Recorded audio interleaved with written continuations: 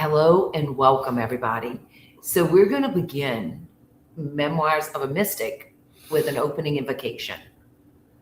This episode is dedicated to the child who knew too much too soon. The one who listened between the words, the one who learned silence before speech. If that child is listening now, you are safe. You're not alone. And your remembering begins here. Like literally, how you utilize your memories of yourself and your life experiences cultivates your image. The more you remember how powerful you are, the more you write your own memoirs, the stronger your confidence is going to get. Kim, one of the things that we wanted to create for everybody is a follow along. And in this podcast, not only are you going to get information, but you're also going to follow along. Kim is going to describe a little bit about the space that we're setting up.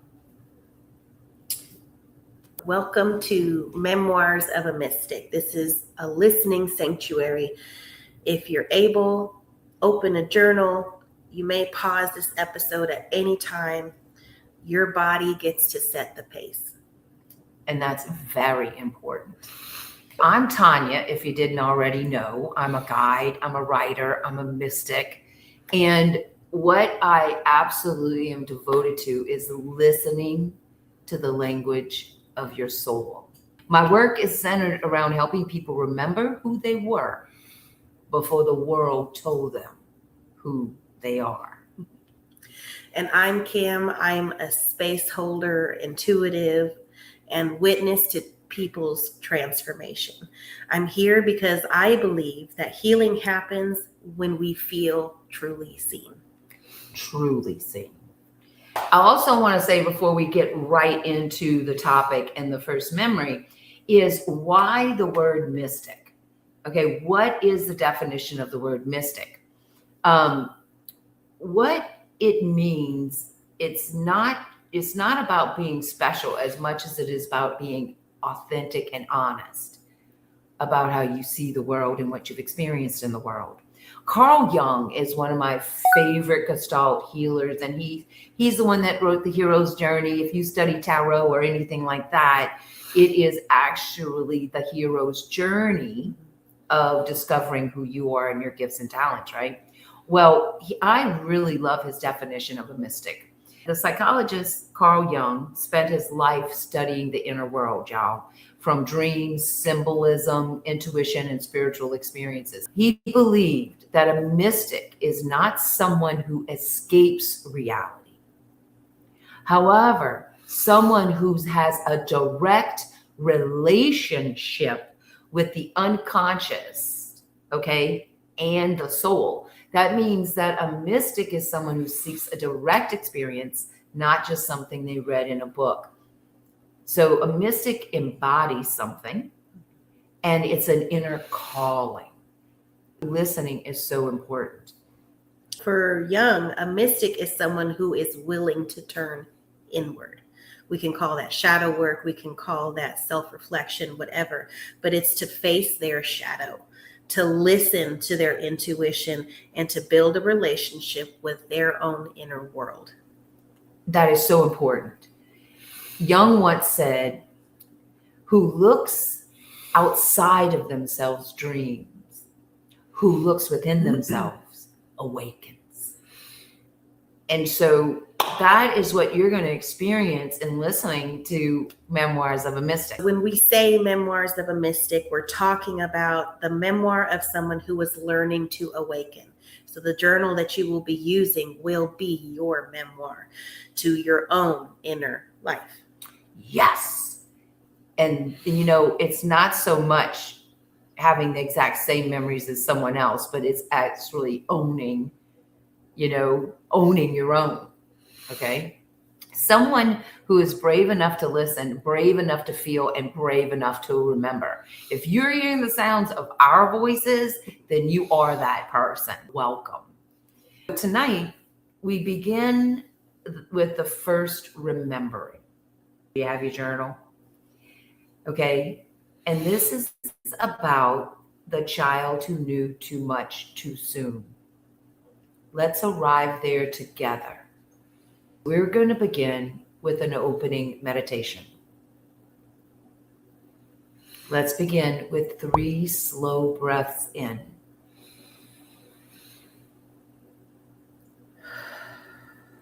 In through the nose and out through the mouth. Feel your feet. Feel your seat.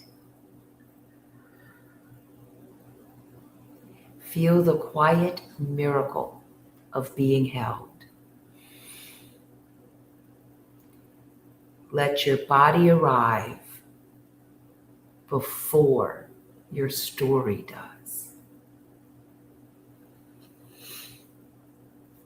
I am here. I am breathing. I am allowed to take up space. I am here. I am breathing. I am allowed to take up space.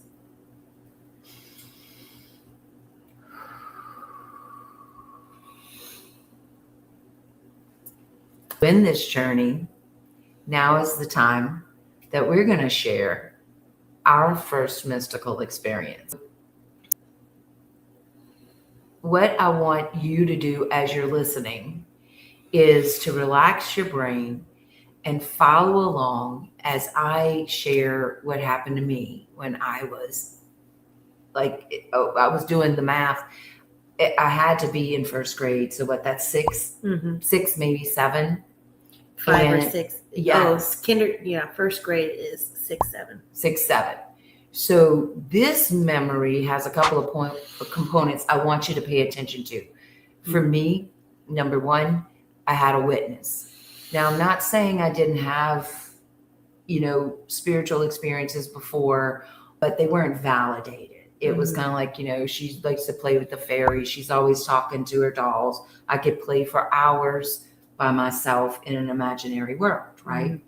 And they were always like, that's how I was. But this particular time, I was very close to my grandfather, and he had emphysema, and he was in the hospital, and he was in and out of the hospital, and he lived with us. So at this one time, he was in the hospital, and my mom and dad were at the hospital visiting him, and I was with my Aunt Judy. And she was taking care of me because, my parents were at the hospital. They didn't like kids go in the hospital. You know that? Yeah. Remember? Like, you had to be like a teenager to get in there. But basically, I'm with her, and we're in the car. We're doing some shopping. And right at a certain moment, I looked at her and I said, Aunt Judy, Papa just died. And he said, you're to tell Uncle Bonnie, blah, blah, blah. And it shocked her. This was before cell phones, remember? I was born in 1962. So we're talking still in the 60s. And, she started crying. And when we got home, he died at the exact same time. Like, she was a witness. I think what I'm trying to bring about is there was a witness. And then this event, this mystical event, went on through the funeral, and then after the funeral, there's a wake. Now, my Aunt Judy was telling everybody. Tanya knew exactly. She was just had no doubt. She believed you. Yeah, like, she was there. She got the goosebumps. It got validated when my uncle said, well, Tanya said, your dad said to tell you this. Tell Uncle Bonnie this. That was her husband. And so Aunt Judy, of course, after the wake, after the funeral, everyone meets at your house, right? So we're all at our house having this. And then some of the other brothers and sisters started trying to talk to me. And I would just say, yeah, well, he says this to you and this to you. And I was just saying it, and they were crying.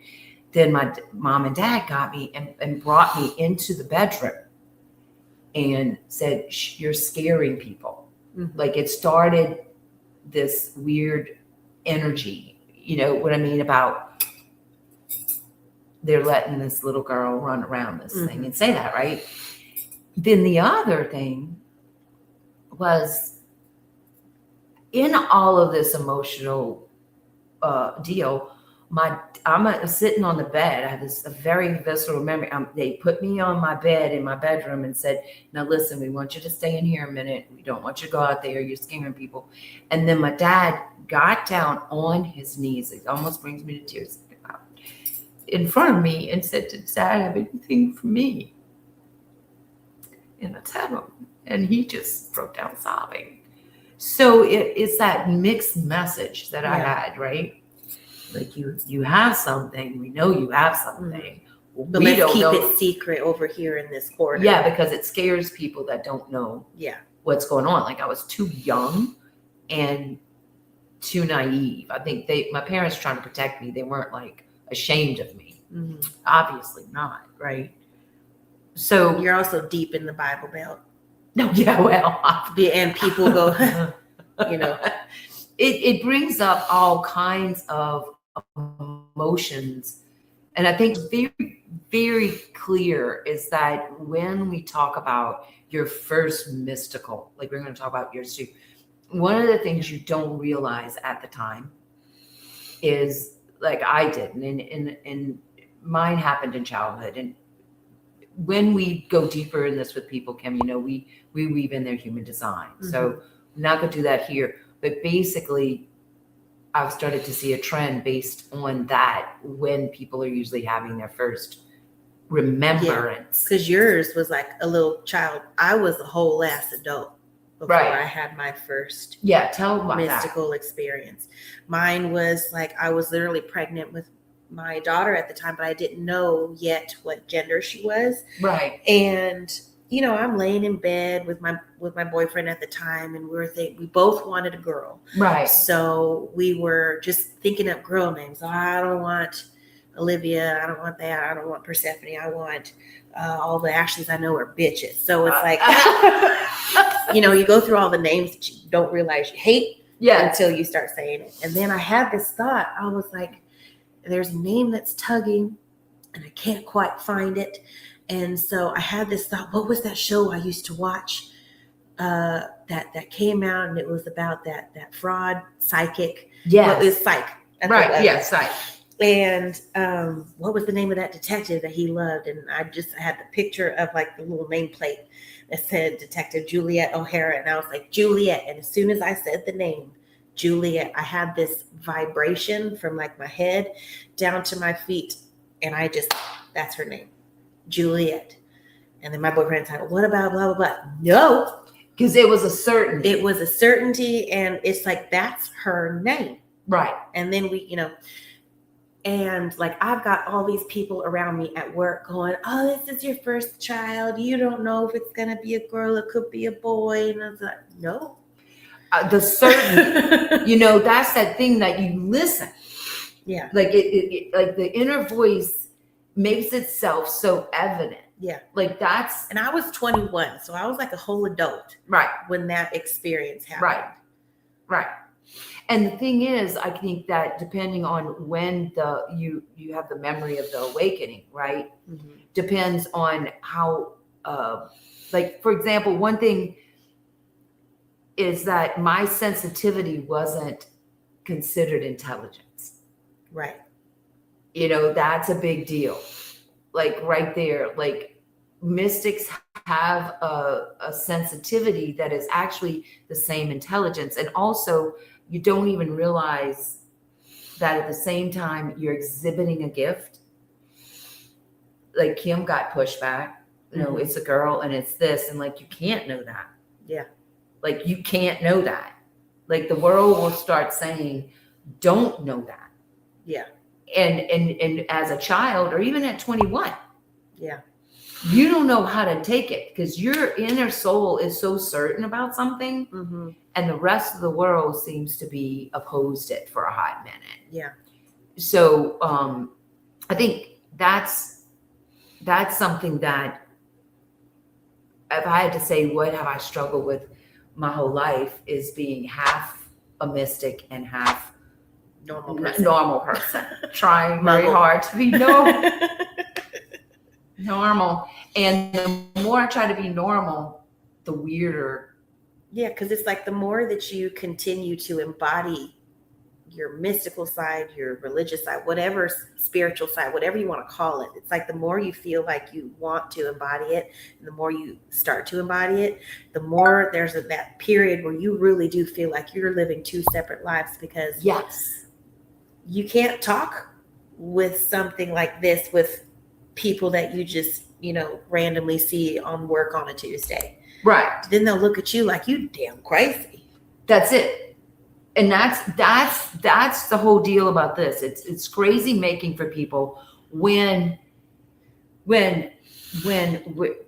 most of the time we're in a rote daily routine, and a spiritual experience, if it's only expected to happen to a few people once every blue moon, it becomes scary. Well, actually, the more I am myself authentically, I live as a mystic daily now. And I have less of the me looking weird to other people. It's really, it's my self-reflection. So that's why this is important for you right now.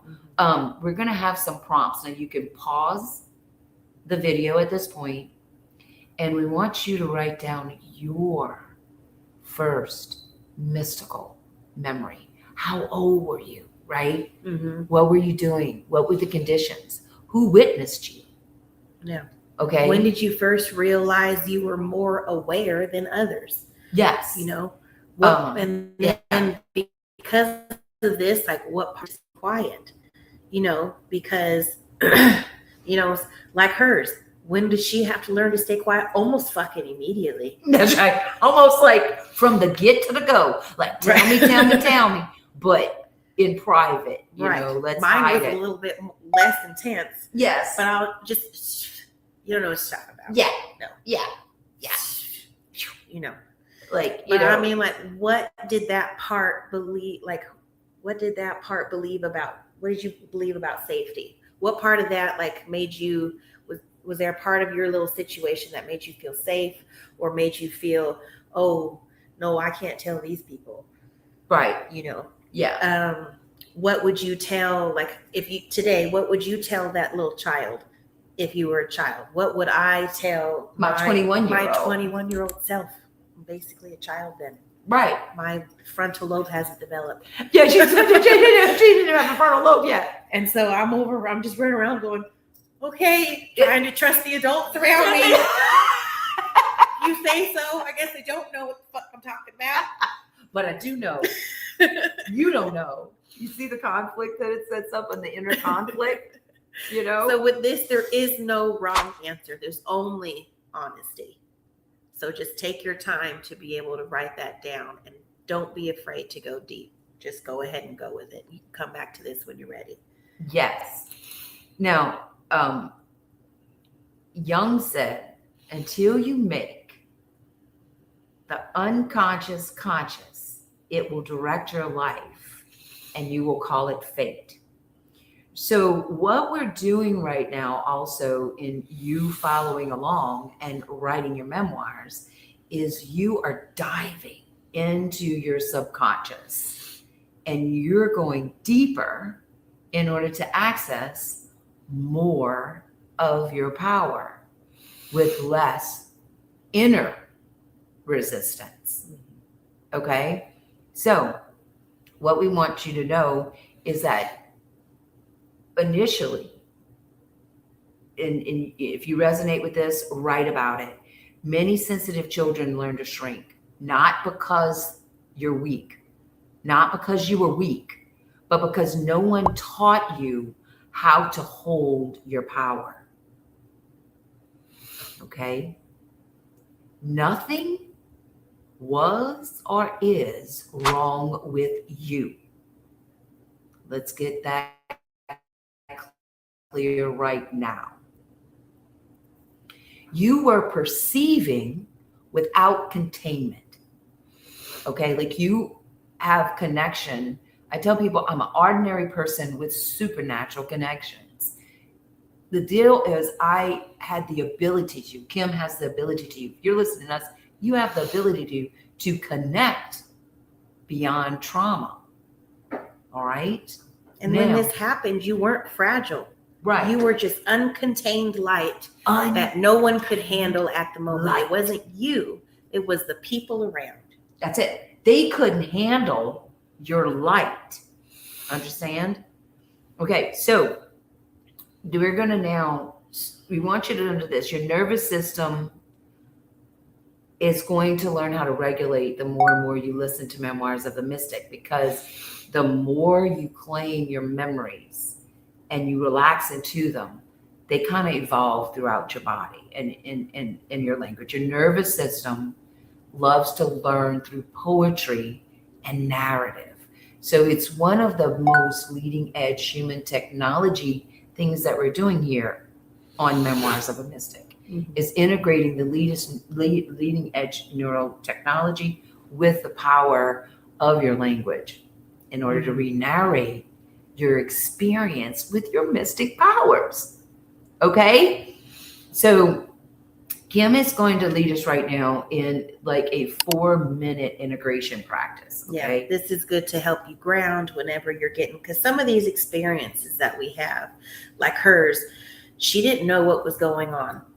You didn't know what was happening. You were 6 or 7. Right. And you're just like, and sometimes that makes us frazzled, that sometimes our awakenings or our mystical experiences are startle responses. They're startle responses, also called quickenings. Right. And there's a good way to get the integration or grounding is to do this next practice, which some of y'all may already know this. It's a good therapy. People use it in therapy. They use it for just when your mind is all over the place, we bring it back here. So place one hand on your heart, one on your belly, and keep your feet flat on the ground.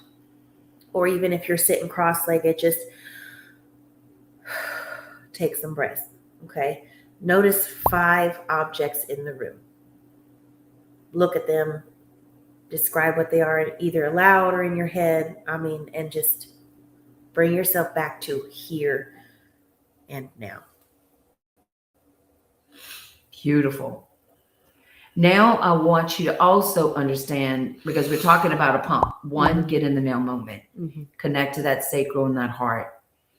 Bring your eyes and your imagination to the now moment like Kim did. And then the second thing is your sovereignty.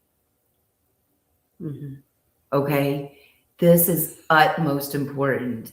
And what you want to do with your sovereignty is, with your hand still on your heart and on your belly, you are allowed to feel deeply. You are allowed to have an easy life. You are allowed to influence yourself and others. You are allowed to say no without explanation. You're allowed to say yes without explanation.